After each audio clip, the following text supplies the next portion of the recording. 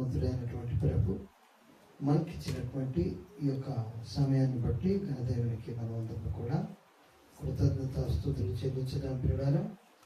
ఈ సమయంలో మరి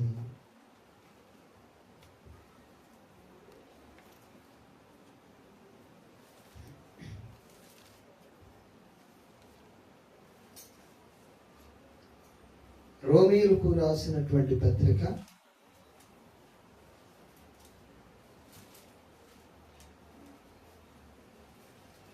3వ అధ్యాయం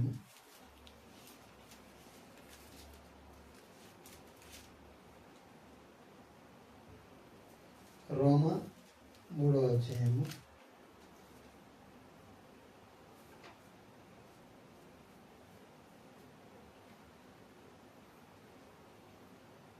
9వ వచనం నుంచి అలాగైన ఏమందుము వారికంటే మేము వారికంటే శ్రేష్ఠులమా తక్కువ వారమా ఎంత మాత్రము కాము యూదులేమి గ్రీసు దేశస్థులేమి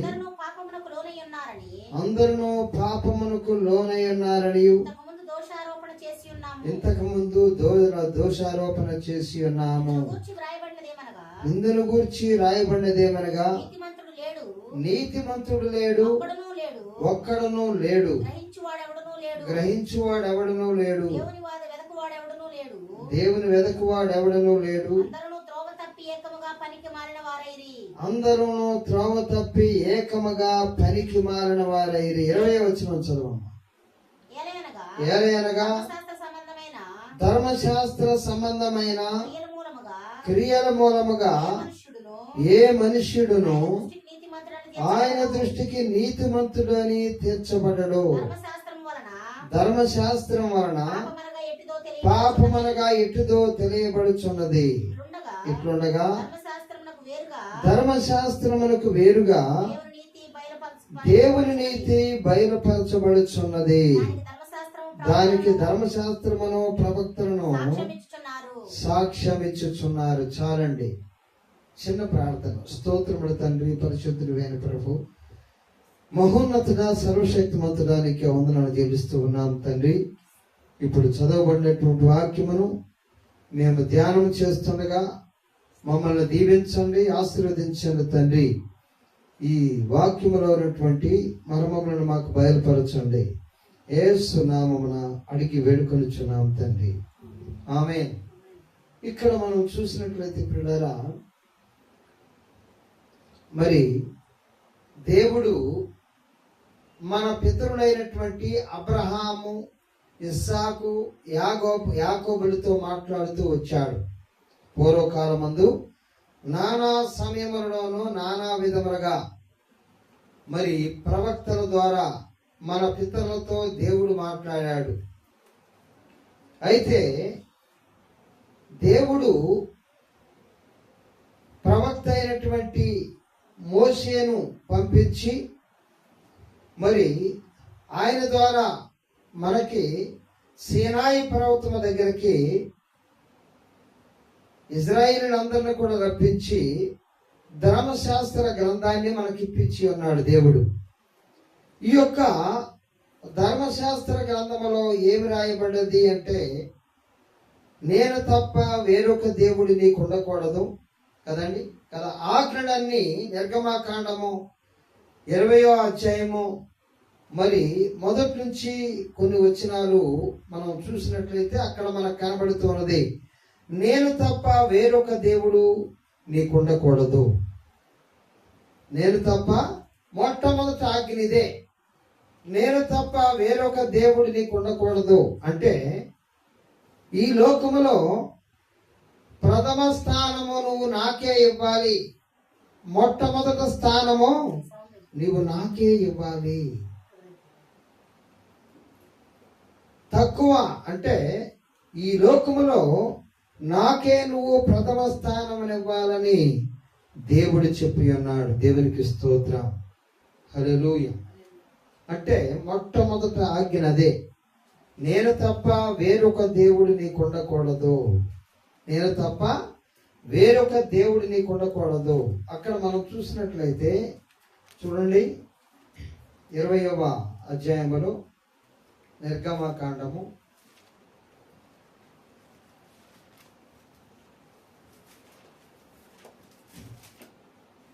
3వ వచనంలో నేను తప్ప వేరొక దేవుడు నీకు ఉండకూడదు. పైన ఆకాశం అందే కాని కింద భూమి అందే కాని భూమి క్రింద నేల ఎందే గాని దేని రూపమునైనను విగ్రహమునైనను నీవు చేసుకొనకూడదు, వాటికి సాగిలపడదు. మొట్టమొదట ఆజ్ఞ ఏంది అంటే నేనే దేవుడును, విగ్రహాన్ని చేసుకోకూడదు, దేనికి పూజ చేయకూడదు. దేవునికి స్తోత్రం. దేనికి నీవు పూజ చేయకూడదు, నేనే దేవుడను. దేవుడు అంటే మనము ఏమనుకుంటామంటే దేవుడు ఆత్మ గనక ఆయనను ఆరాధించువారు ఆత్మతోనూ సత్యముతోనూ ఆరాధించాలి.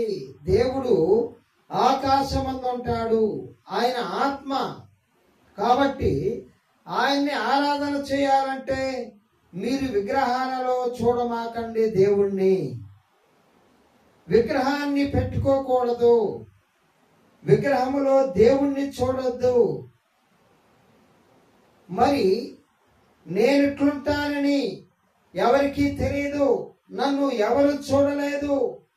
కాబట్టి నేను అరణ్య ప్రదేశములో అనగా ఆ యొక్క సీనాయి పర్వతం నుంచి మోషే నేను స్వరము ద్వారా నీతో మాట్లాడుతూ ఉన్నాను. స్వరమే కనబడుతుంది నీకు, స్వరమే వినబడుతుంది నీకు, కానీ ఎలాంటి విగ్రహము నీకు కనబడదు, ఎలాంటి ప్రతిమను నువ్వు చేసుకోవటానికి వీల్లేదు.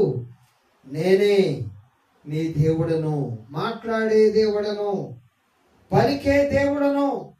కాబట్టి నువ్వు ఎలాంటి విగ్రహాన్ని చేసుకోవటానికి వీల్లేదు. నేను తప్ప వేరొక దేవుడు నీకు ఉండకూడదు. మొట్టమొదట ఆజ్ఞ. దేవునికి స్తోత్రం. ఆ తర్వాత నిన్ను వలె నీ పొరుగువాడిని ప్రేమించాలి కదండి. మనము చూసుకుంటూ వెళ్తే మరి విశ్రాంతి దినాన్ని పాటించాలి. మరి విశ్రాంతి దినము అంటే దేవుడు 6 రోజులు ఈ సృష్టిని చేసి 7వ రోజు నువ్వు విశ్రమించి ఉన్నాడు గనక నువ్వు 7వ రోజు విశ్రమించాలి.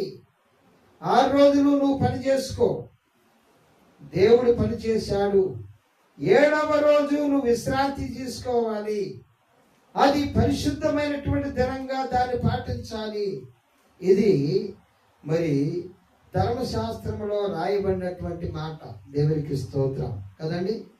మరి ఇంకా ఆ తర్వాత మనం చూసినట్లయితే నరహత్య చేయొద్దు. అదే 20వ అధ్యాయం 13వ వచనంలో నరహత్య చేయొద్దు, వ్యభిచారం చేయకూడదు, దొంగతనం చేయకూడదు, నీ పొరుగువాని మీద నింద మోపకూడదు, నీ పొరుగువానిది ఏదైనా ఆశింపకూడదు, ఇల్లు ఆశింపకూడదు. ఇవన్నీ కూడా 10 ఆజ్ఞలు. దేవునికి స్తోత్రం. ఇవన్నీ కూడా ధర్మశాస్త్రం. దేవునికి స్తోత్రం. అయితే పిల్లరా, ఈ ధర్మశాస్త్రముల గురించి ఈ రోమీయులకు రాసినటువంటి పత్రికలో 3:20లో దేవుడు మాట్లాడుతూ ఉన్నాడు. ఏమనంటే ధర్మశాస్త్ర సంబంధమైన క్రియల మూలముగా ఏ మనుష్యుడు ఆయన దృష్టికి నీతిమంతుడని తీర్చబడడు. ధర్మశాస్త్రం వలన పాపమనగా ఎట్టుతో తెలియబడుచున్నది అంటున్నాడు. దేవునికి స్తోత్రం. అంటే ఈ ఆజ్ఞలన్నిటినీ పాటించడం మూలాన ఏ మనుషుడు కూడా మరి నీతిమంతుడుగా తీర్చిదిద్దబడడట. దేవుని ఎదుట నీతిమంతుడుగా తీర్చిదిద్దబడడం, నీతిమంతుడుగా దేవుడు లెక్క చేయడం. ఈ ఆజ్ఞలన్నీ పాటించినా కానీ నీతిమంతుడుగా తీర్చిదిద్దబడడం అంటున్నాడు. ఎందుకని నీతిమంతుడుగా తీర్చిదిద్దబడడం ఆజ్ఞలన్నీ పాటించినా కానీ?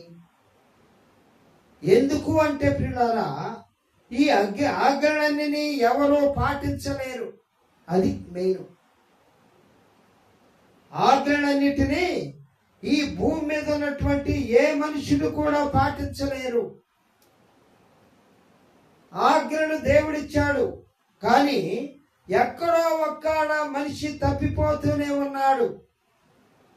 ఈ ధర్మశాస్త్ర గ్రంథమును సీనాయి పర్వతం మీద నుంచి తీసుకొచ్చినటువంటి మోషే కూడా ఈ ఆజ్ఞలన్నిటిలో అన్నిటిని పాటించాడా అంటే పాటించలేదండి. దేవునికి స్తోత్రం. తప్పిపోయాడు. ఆయన కూడా తప్పిపోయాడు.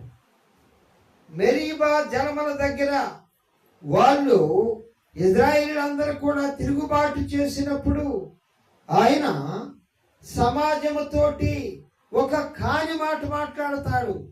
మూర్ఖులారా, నేను మీకు మరి ఆ జలములు, మంచి జలములు, మీకు మంచి నీరు రప్పించాలా అని వాళ్ళని బూతులాడిండట.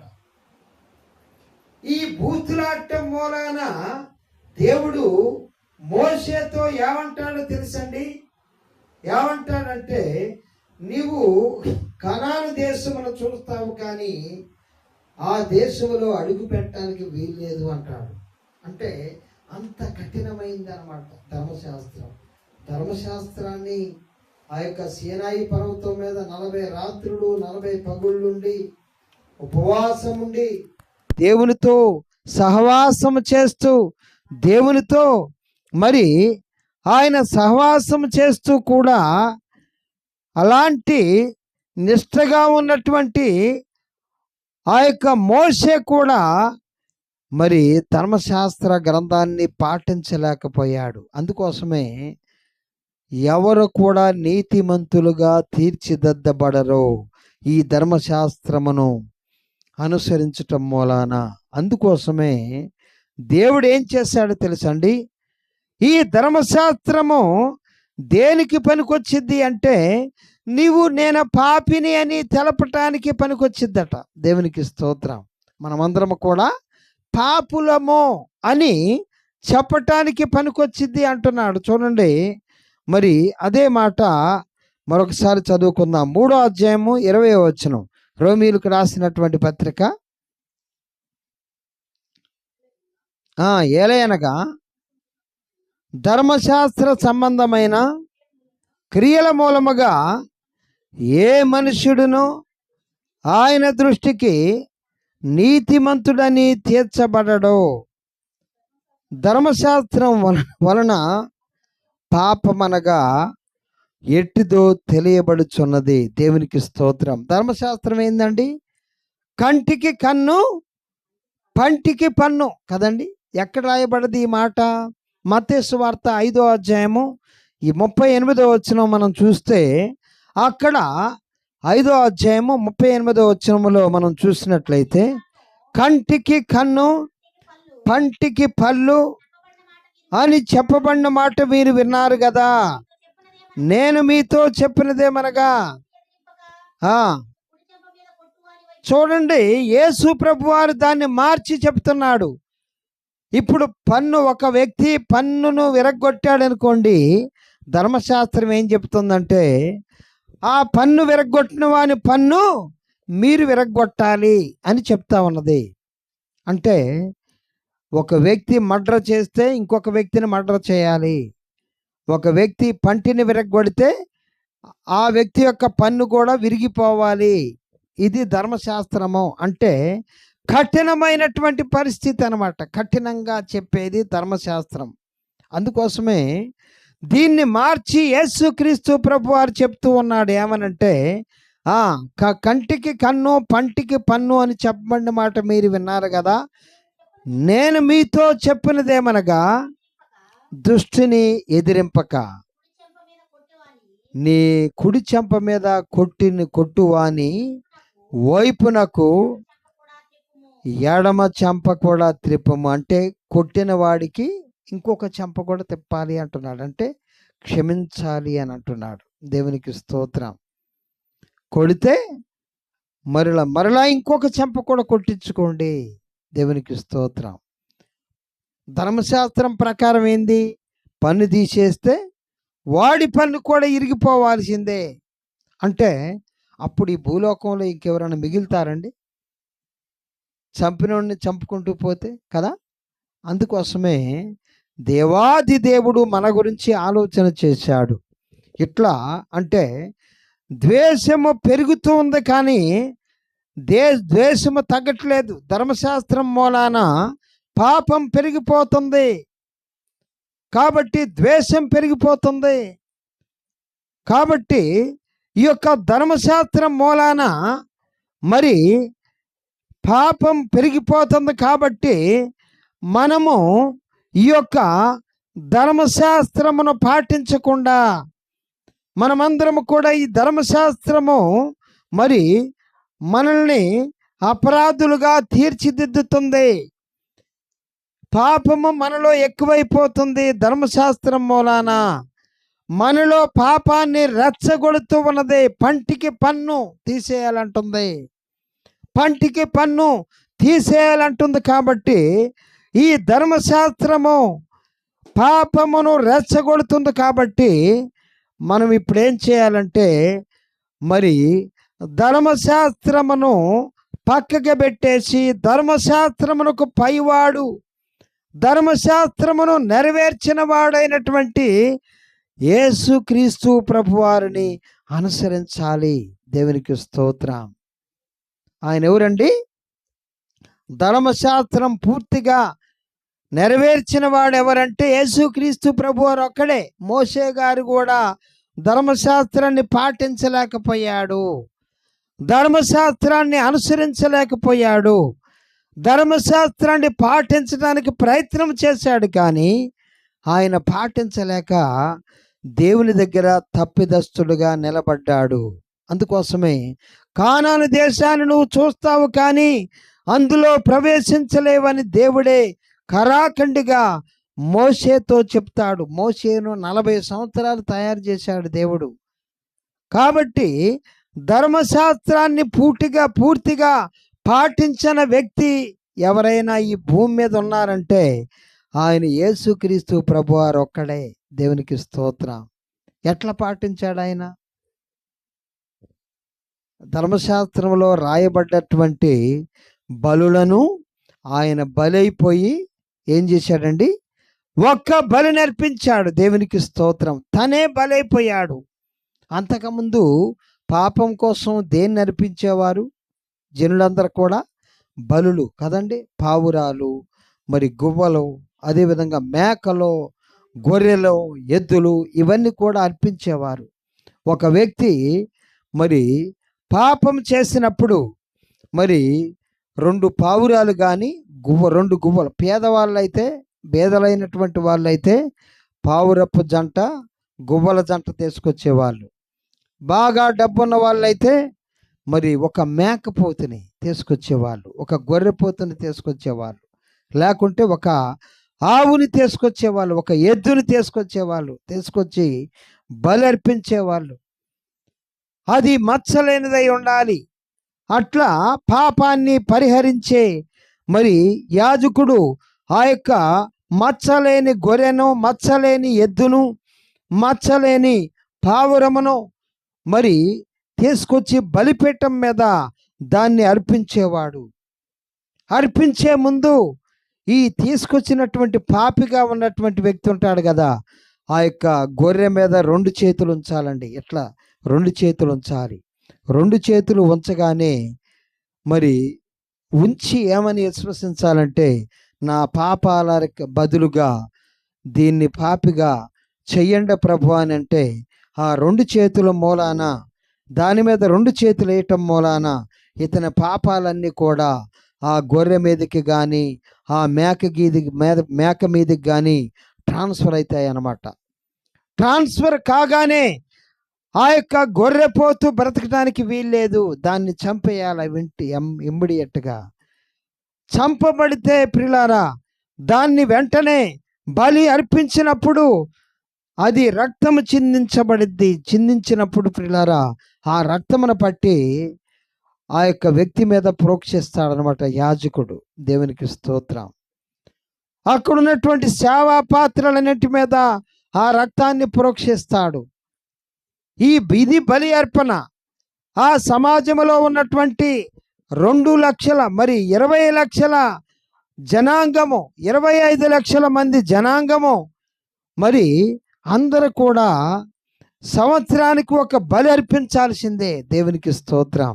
సంవత్సరం అంతా తన పాపాలు క్షమించబడతాయన్నమాట. సంవత్సరానికి ఒక్క బలి. దేవునికి స్తోత్రం. సంవత్సరానికి ఒక్క బలి అర్పించాలి. బలి అర్పించినప్పుడు సంవత్సరం అంతా అతని పాపాలు క్షమించబడతాయి. దేవునికి స్తోత్రం. మరలా సంవత్సరం వచ్చేసరికి సిద్ధపడాలి అతను బలి అర్పించడానికి. దేవునికి స్తోత్రం. ఇట్లా ప్రతి సంవత్సరము కూడా బలులు అర్పిస్తూనే ఉండాలి. ఈ బలియాగము ఎప్పటి వరకు జరిగింది అంటే మరి యేసుక్రీస్తు ప్రభువారు వచ్చేంత వరకు జరిగింది. దేవునికి స్తోత్రం. యేసుక్రీస్తు ప్రభువారు వచ్చాడు. వచ్చిన తర్వాత ఆయన అంటున్నాడు, పంటికి పన్ను కంటికి కన్ను అని చెప్పబడిన మాట మీరు విన్నారు కదా. ఒక వ్యక్తి పన్ను తీసివేస్తే మరలా పన్ను తీసివేయాలని మీరు చెప్పబడ్డారు కదా. కాబట్టి మరి ఇప్పుడు పంటికి పన్ను అన్నది లేదు. నేనే బలి అయిపోతున్నాను, అందరి పాపాలను నా మీద వేసుకుంటున్నాను. ఇదిగో లోక పాపమును మోసుకొని పోయే ఒక దేవుని గొర్రె పిల్లగా నేను ఈ లోకానికి వచ్చి ఉన్నాను. మీ పాపమంతా నా మీద వేసుకుంటున్నాను. ఓ ప్రయాసపడి ఓ భారం మోసుకొనుచున్న సమస్త జనులారా నా యొద్దకు రండి, నేను మీకు విశ్రాంతిని కలగజేతును. నేను సాత్వికుడను, దీన మనస్సు గలవాడను అంటున్నాడు. దేవునికి స్తోత్రం. నేను సాత్వికుడను, నేను దీన మనస్సు గలవాడను అంటున్నాడు. కాబట్టి ప్రియులారా, మరి యేసును చూడాలి. దేవునికి స్తోత్రం. అందుకోసమే దేవుడు మరి ఆ యొక్క బలులు అర్పిస్తూ ఇశ్రాయేలీయులందరూ కూడా విసిగిపోయారు. విసిగిపోయినప్పుడు వారందరి కోసం ఒక మూలరాయిని, మరి సిద్ధము చేసినటువంటి రాయిని, అనగా అమూల్యమైన రాయి అయినటువంటి యేసుక్రీస్తు ప్రభువారిని దేవుడు సిద్ధపరిచాడట. ఎక్కడ? పరలోకములో ఆయనకు అభిషేకించాడట. ఆయన్ని అభిషేకము చేసి ఆయన్ని సిద్ధపాటు చేసి దేవుడు ఈ లోకంలోనికి పంపించాడు. దేవునికి స్తోత్రం. మరియమ్మ గర్భములోకి ఈ లోకంలోకి పంపించాడు. ఆయన మరి పరలోకములోనే సిద్ధపాటు చేయబడినటువంటి వ్యక్తిగా, అమూల్యమైన రాయిగా, మరి సిద్ధపాటు చేయబడినటువంటి రాయిగా, శ్రేష్టమైనటువంటి రాయిగా అకస్మాత్తుగా వచ్చి ఆయన ఇజ్రాయేల్ దేశంలో పడ్డాడు. దేవునికి స్తోత్రం. ఇజ్రాయేల్ దేశంలోకి అంతకుముందు ఎవరు రాలేదా? చాలామంది ప్రవక్తలు వచ్చారు. అందరూ కూడా ఏమనుకున్నారంటే ఈయన అమూల్యమైన రాయి అనుకోలేదు. ఇజ్రాయేలీలందరూ కూడా 12 గోత్రాల ప్రజలందరూ కూడా ఈయన శ్రేష్టమైన రాయి. దేవుడు మరి యెషయా గ్రంథములో ఏ రాయి గురించి, మూలరాయి గురించి ప్రకటించాడు కాబట్టి ఆ మూలరాయి ఈయనే అనే వాళ్ళు గుర్తించలేదు. ఆయన కూడా ప్రవక్తలలో ఒకడుగా అనుకున్నారు. దేవునికి స్తోత్రం. ఈయన కూడా ఒక ప్రవక్తలలో ఒకడుగా అనుకున్నారు. ప్రవక్తలు వస్తున్నారు, పోతున్నారు. ప్రవక్తలు వస్తున్నారు, అద్భుతాలు చేస్తున్నారు, పోతున్నారు. కానీ ఈయన కూడా ఒక ప్రవక్తలలో ఒకడుగా అనుకున్నారు. ఆ రాయిని వాళ్ళు తగిలారు. దేవునికి స్తోత్రం. అది అడ్డుబండ అయిపోయింది వాళ్ళకి. దేవునికి స్తోత్రం. ఆయన మరి కొన్ని బోధలు చేశాడు. నేనే దేవుని కుమారుడును, నేనే దేవుడు నాతోటే ఉన్నాడు, దేవుడు నాలోనే ఉన్నాడు, తండ్రి నేను ఏకమై ఉన్నాము. కొన్ని బోధలు వాళ్ళు జీర్ణించుకోలేకపోయారు. అంతకుముందు వచ్చిన ప్రవక్తలు ఏం చెప్పారు? నేను ప్రవక్తనే, నేను ప్రవక్తనే, నేను ప్రవక్తనే అన్నాడు కదండి.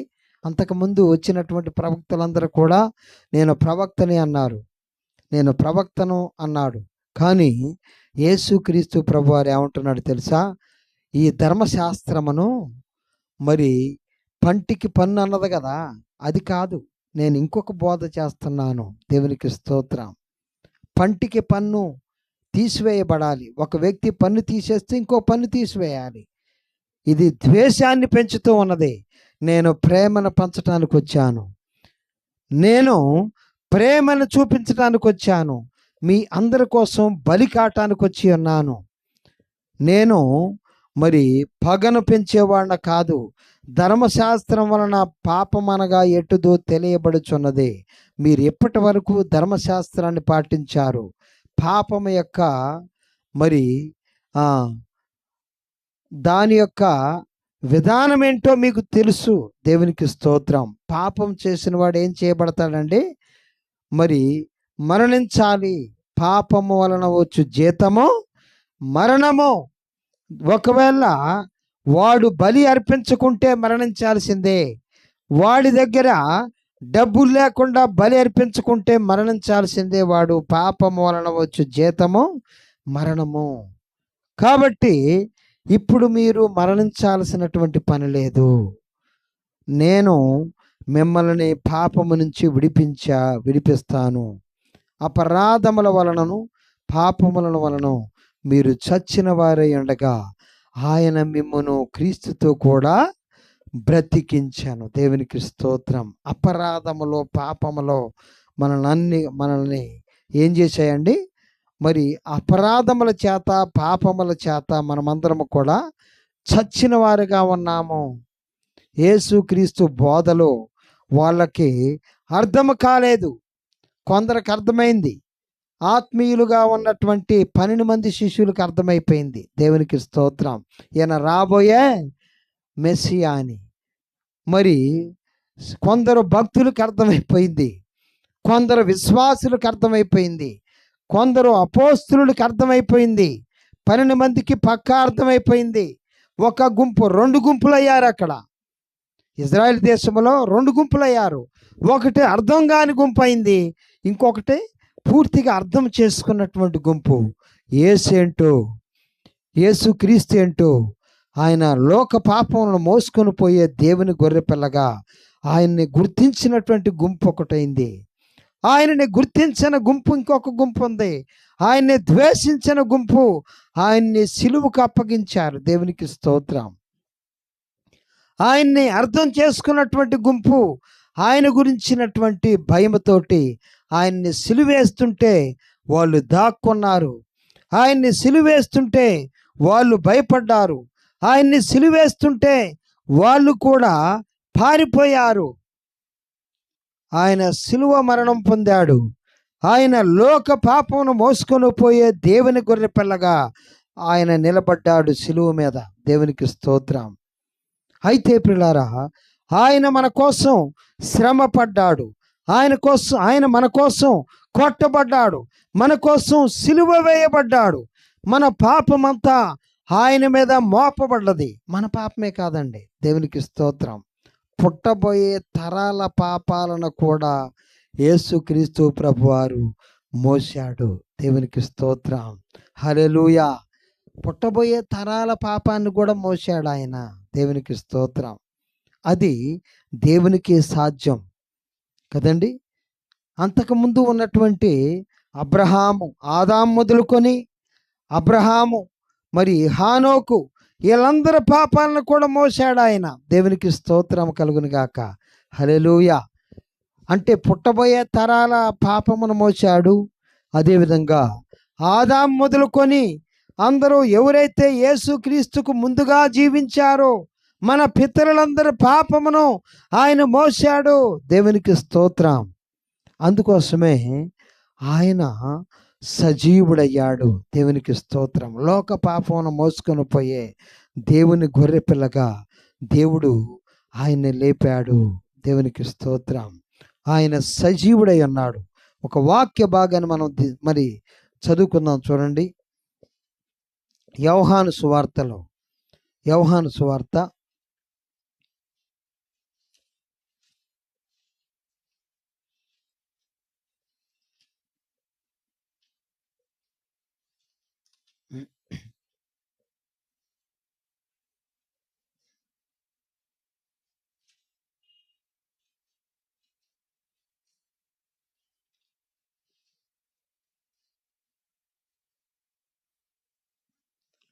1వ అధ్యాయము 17వ వచనం. ధర్మశాస్త్రము మోషే ద్వారా అనుగ్రహింపబడిన కృపయు సత్యమును యేసు క్రీస్తు ద్వారా కలిగెను. దేవునికి స్తోత్రం. ధర్మశాస్త్రం ఎవరి ద్వారా వచ్చిందండి? మోషే ద్వారా ఈ లోకంలోకి వచ్చింది. మోషే సీనాయి పర్వతం నుంచి దాన్ని తీసుకొచ్చాడు. కృపయు సత్యమును యేసు క్రీస్తు ద్వారా కలిగెను. దేవునికి స్తోత్రం. అంటే యేసు క్రీస్తు ద్వారా కృప సత్యం వచ్చింది. ఆయనే సత్యము, ఆయనే కృప. కృప అంటే ఏంటో తెలుసండి? మనము ధర్మశాస్త్రం ప్రకారము మరి పాపం చేసిన వాడు శిక్షను అనుభవించాలి ధర్మశాస్త్రం ప్రకారం. అయితే కృపలో అంతా ఫ్రీయే. దేవునికి స్తోత్రం. కృపలో విశేషం ఏంటంటే ఇక నువ్వు ఏమి చేయని అవసరం లేదు. దేవుడే అన్నిటినీ నీకోసం చేశాడు. దేవునికి స్తోత్రం. ఇక నువ్వు దేన్ని చెల్లించాల్సిన పని లేదు, నువ్వు దేన్ని చేయాల్సిన పని లేదు. ఆయనే నీ పాప భారమును మోశాడు. ఆయన రక్తము చేత మీరు విలువ పెట్టి కొనబడ్డారు. దేవునికి స్తోత్రం. మనమందరము కూడా కొనబడ్డాము. ఆయన రక్తము మనల్ని అందరిని కూడా కొన్నదట. దేవునికి స్తోత్రం. ధర్మశాస్త్రానికి మనము అంతకుముందు ఏం తీసుకుపోవాలి? ధర్మశాస్త్రం ప్రకారం పాపం చేసిన వాళ్ళందరూ కూడా గొర్రెను తీసుకుపోవాలి, మేకను తీసుకుపోయి బలి అర్పించాలి. ఇప్పుడేం తీసుకోవాలండి? మన హృదయాన్ని ప్రభు దగ్గరికి తీసుకొని పోవాలి. హల్లెలూయా. ఇప్పుడు ఏమి? నీవే సజీవ యాగముగా ఆయన దగ్గర, సజీవ యాగముగా ఆయన దగ్గర బలి అవ్వాలి. దేవునికి స్తోత్రం. నీ హృదయాన్ని ప్రభు దగ్గర నువ్వు సమర్పించాలి. ప్రభు దగ్గర ఆయన అన్నిటినీ చెల్లించాడు. నీకు నువ్వు చెల్లించాల్సిన ప్రతిదాన్ని కూడా ఆయన సిలువలో వెలపెట్టి నిన్ను ఆయన రక్తముతో కొన్నాడు. దేవునికి స్తోత్రం.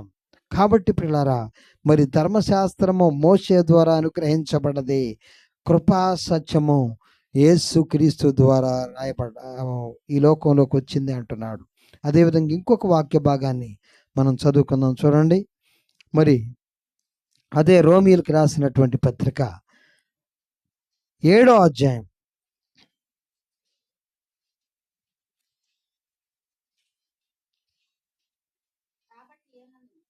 7వ అధ్యాయము 8వ వచనం. అయితే పాపము ఆజ్ఞను హేతువు చేసుకొని సకల విధమైన దురాశలను, పాపము మరి ఆజ్ఞను హేతువు చేసుకొని సకల విధమైన దురాశలను నా యందు పుట్టించను. ధర్మశాస్త్రము లేనప్పుడు పాపము మృతము. దేవునికి స్తోత్రం. అసలు ధర్మశాస్త్రాన్ని దేవుడు ఎందుకు ఇయ్యాలి? ముందు ఇది కొట్టివేయబడ్డది కదా అని అంటే, ఈ ధర్మశాస్త్రం లేకుంటే నువ్వు పాపిగా తీర్చిదిద్దబడవు, నువ్వు పాపివి అని నువ్వు గుర్తించలేవు. ఆజ్ఞ వచ్చినప్పుడు, ఇప్పుడు మరి ఏదైనా తోటలో దేవుడు మీరు అన్ని ఫలాలు తినండి అని అవ్వ ఆదాములకు చెప్పాడు. ఒక ఆజ్ఞాపించాడు దేవుడు. ఏమనంటే, మధ్యలో ఉన్నటువంటి మంచి చెడ్డ తెలివినిచ్చు వృక్ష ఫలాన్ని మీరు తినకూడదు అన్నాడు. అంటే ఇది ఆజ్ఞ. ఆజ్ఞ వచ్చినప్పుడు పాపానికి బలం వచ్చింది. దేవునికి స్తోత్రం. ఆజ్ఞ అంటే దీన్ని తినకూడదు అంటే చిన్నపిల్లగాలని మీరు ఇంటి దగ్గర అన్నీ ఉన్నాయి, అన్నీ తినొచ్చు, కానీ అటికి మీద ఉన్నటువంటి ఆ లడ్డూలను ముట్టుకోవద్దని చెప్పిపోయారనుకోండి, ఇక వీళ్ళ మనసంతా లడ్డు మీదనే ఉంటుంది. కింద ఏదున్నాయి అదే లడ్డులు కింద ఉన్నా కానీ దాన్ని పట్టించుకోరండి కదా. అటిక మీద ఉన్న దాన్ని ముట్టుకోవద్దు అన్నదే, ఆ స్టీల్ దాన్ని ముట్టుకోవద్దు అన్నదే. కాబట్టి ఏముంది అక్కడ? దాని గురించి ఆలోచన. ఈ అవ్వ ఆదములకు కూడా అదే వచ్చింది. ఇక్కడ అదే అంటున్నాడు కదండి. అయితే పాపము ఆజ్ఞను హేతువు చేసుకొని సకల విధమైన దురాశలను నా యందు పుట్టించును అంటున్నాడు. పాపము లేనప్పుడు, ఆజ్ఞ లేనప్పుడు పాపము మృతమట. దేవునికి స్తోత్రం. అందుకోసమే దేవుడు ఆదాముకి ఏమిచ్చాడండి? ఆజ్ఞనిచ్చాడు. దాన్ని ముట్టొద్దు, దాన్ని తినొద్దు, అన్నిటినీ తిను నువ్వు. దాని మీదకే అవ్వమ్మ మనసు పోయింది. కాబట్టి ప్రియులారా, ఈ సమయంలో ధర్మశాస్త్రము కాదు కానీ యేసు క్రీస్తు వైపు మనము చూడాలి. మనము ఏదో చేయటానికి ప్రయత్నం చేయకూడదు. ప్రభువా, మన శరీరమును, మన ఆత్మను, మన మనస్సును, మన యొక్క శరీరమును దేవునికి సమర్పించాలి. ప్రభువా, నాలో ఉన్నటువంటి పాపమును తీసివేయి. మనం ప్రయత్నం చేసామనుకోండి, పాపం చేయకుండా ఉండాలి ఉండాలి ఉండాలి అంటే, ఎప్పుడైతే మనము అబద్ధం ఆడకుండా ఉండాలి అంటామో అప్పుడే చేస్తాం, అప్పుడే అబద్ధం ఆడతాం. ఇది మీరు గమనించారో లేదు? అబద్ధం ఆడకూడదు అనుకుంటాం. అనుకున్నప్పుడే అబద్ధం ఆడేసేస్తాము. ఇది నిజమా కాదా?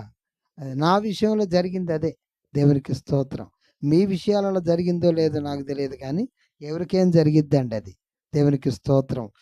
ఈ రోజు నుంచి కరెక్ట్గా ఉండాలంటాం, అనుకుంటాం, కానీ వెంటనే అసలు అనుకున్న క్షణమే ఏది చేయకూడదు అనుకుంటామో దాన్నే ఏం చేస్తామండి మనం? మరి అతిక్రమించేస్తాం. దేవునికి స్తోత్రం. అందుకోసమే అంటున్నాడు, సజీవ యాగముగా మీ శరీరాలని దేవునికి సమర్పించుకోండి. దేవునికి స్తోత్రం. మిమ్మల్ని మీరు సమర్పించుకోండి అంటున్నాడు దేవుడు. కాబట్టి ప్రియులారా, మనము ధర్మశాస్త్రం ప్రకారం ఎప్పటి వరకు మనం ధర్మశాస్త్రానికి అలవాటు పడిపోయాము, ధర్మశాస్త్రాన్ని పాటించడానికి ప్రయత్నం చేశాము. ఇప్పుడు యేసుక్రీస్తు ప్రభువారు మన పాపముల కోసం మరణించాడు, మన పాపముల కోసం కొట్టబడ్డాడు. కాబట్టి కొట్టబడినటువంటి యేసుక్రీస్తు వైపు కరెక్ట్గా నువ్వు చూడాలి. దేవునికి స్తోత్రం. నీవు నేను మనము కరెక్ట్గా ప్రభువుని చూసినట్లయితే మనము కరెక్ట్గా ఉండగలం. అంటే రైట్ బిలీవింగ్, మరి రైట్ లివింగ్ అంటున్నాడు. దేవునికి స్తోత్రం. అంటే నువ్వు కరెక్ట్గా నువ్వు నమ్మగలిగితే నువ్వు కరెక్ట్గా జీవిస్తావు. అంటే నా పాపముల కోసం మొట్టమొదట నమ్మాల్సింది యేసు ప్రభువుని. ఏమనంటే, నువ్వు నా పాపముల కోసం మరణించావయ్యా, నా పాపముల కోసం కొట్టబడ్డావు. కాబట్టి నేను పాపము చేయటానికి మరి ఉండాలని ప్రయత్నం చేస్తున్నాను, కానీ నేను ఉండలేకపోతున్నాను. కాబట్టి నువ్వు నాలోకి వచ్చి నా పాపమును, నేను పాపం చేయకుండా నన్ను నియంత్రించు. దేవునికి స్తోత్రం. ఆయన వచ్చి మనల్ని నియంత్రించాలి, ఆయన వచ్చి మనల్ని కట్టడి చేయాలి. మన హృదయంలోకి ఆయన రావాలి, మన శరీరంలోకి ఆయన రావాలి, మన శరీరంలో ఆయన నివాసం ఉండాలి. అప్పుడు మాత్రమే మనము కరెక్ట్గా జీవించగలం. దేవునికి స్తోత్రం. ఆయనకి మనల్ని సజీవ యాగముగా మనల్ని మనం సమర్పించుకోవాలి. అదే 12వ అధ్యాయంలో అంటున్నాడు, సజీవ యాగముగా మీ శరీరాలను ఆయనకి సమర్పించుకోండి అంటున్నాడు. మీరు సజీవ యాగముగా మీరు సమర్పించుకున్నప్పుడు మీరు కరెక్ట్గా జీవించగలరు. దేవునికి స్తోత్రం. కాబట్టి పిల్లారా, మనమందరం కూడా ధర్మశాస్త్రం వైపు కాదు కానీ యేసు వైపు చూడాలి. ధర్మశాస్త్రాన్ని పాటించినటువంటి యేసును చూడాలి. ఆయన ధర్మశాస్త్రం అంతా ఈ లోకంలో పాటించిన వాడు, మన పాపముల కోసం మరణించిన వాడు, ధర్మశాస్త్రానికి పైవాడు. దేవునికి స్తోత్రం. ఒకటి గమనించాలండి, మందసం పెట్టా కదండి, మందసం పెట్టా మనం అనుకున్నాం కదా. అందులో ఏమున్నాయి అనుకున్నాం? మన్నా కలిగినటువంటి పాత్ర, ఇంకా అహరోను చేతికర్ర, 2 ఆజ్ఞలు కలిగినటువంటి పలకలు. ఆ పలకలు చేసి ఇట్లా చచ్చౌకంగా చేయబడినటువంటి పెట్టు ఉంటుంది, అది మూయబడి ఉంటుంది. బంగారు రేకులతో మరి చేయబడినటువంటి పలకది. దాని మీద కెరూబులు, 2 రెక్కలతో కెరూబులు, ఇటు అటు 2 కెరూబులు ఉంటాయి ఆ పెట్టె మీద. దేవునికి స్తోత్రం. అది మేలిమి బంగారంతో చేసి అట్లుంచుతారు. మోత కర్రలు ఉంటాయి, దానితో మోసుకుంటూ వెళ్తారు. అయితే దేవుడు ఏం చేసేవాడు తెలుసండి? మోషేతో మాట్లాడాలి అంటే ఈ పెట్టె మీద నుంచి కెరూబులు ఉంటాయి కదా, ఆ కెరూబుల మీద నుంచి దేవుడు మాట్లాడేవాడు. స్వరం వినబడేది మోషేకి. అంటే దేవుడు ఈ ధర్మశాస్త్రానికి పైవాడు. దేవునికి స్తోత్రము కలుగును గాక. హల్లెలూయా, హల్లెలూయా. ధర్మశాస్త్రమునకు పైవాడు. అట్లా మాట్లాడినటువంటి దేవుడే భూలోకానికి శరీరధారిగా వచ్చాడు. ఆయనే యేసుక్రీస్తు ప్రభువారు. దేవునికి స్తోత్రం. అంటే ధర్మశాస్త్రానికి పైవాడు ఆయన. ధర్మశాస్త్రము ఆ యొక్క పెట్టెలో ఉంది కదండి. ధర్మశాస్త్రం ఎక్కడుంది? పెట్టెలో ఉంది. ఆ పైనుంచి మాట్లాడేవాడు దేవుడు. ఆయన పొజిషన్ ఎప్పుడు అంతే. దేవునికి స్తోత్రం. ధర్మశాస్త్రం ఎందుకు ఇవ్వబడ్డది అంటే ప్రియులారా, మనం పాపులముగా తీర్చిదిద్దబడటానికి మనం గుర్తించాలి. నేను పాపిని అని గుర్తించాలి కదా. లోకంలో ఉన్న వాళ్ళకందరికి కూడా ధర్మశాస్త్రాలు ఉన్నాయి. ఈ ధర్మశాస్త్రాన్ని బట్టే, మన ధర్మశాస్త్రాన్ని బట్టే వాళ్ళు కూడా ధర్మశాస్త్రాలను ఏర్పాటు చేసుకున్నారు. హిందువులకి ధర్మశాస్త్రం ఉంది, ముస్లింలకి ధర్మశాస్త్రం ఉంది, క్రైస్తవులకి అనగా యూదులకి ధర్మశాస్త్రం ఉంది, జైనులకి ధర్మశాస్త్రం ఉంది. ఈ ధర్మశాస్త్రం మూలాన ఏం జరిగిద్దో తెలుసండి? మేము పాపులము అని తెలియబడిద్ది. దేవునికి స్తోత్రం. మన ధర్మశాస్త్రాన్ని బట్టే వాళ్ళందరూ కూడా వాళ్ళ ధర్మశాస్త్రాలని ఏర్పాటు చేసుకున్నారు. దేవునికి స్తోత్రం.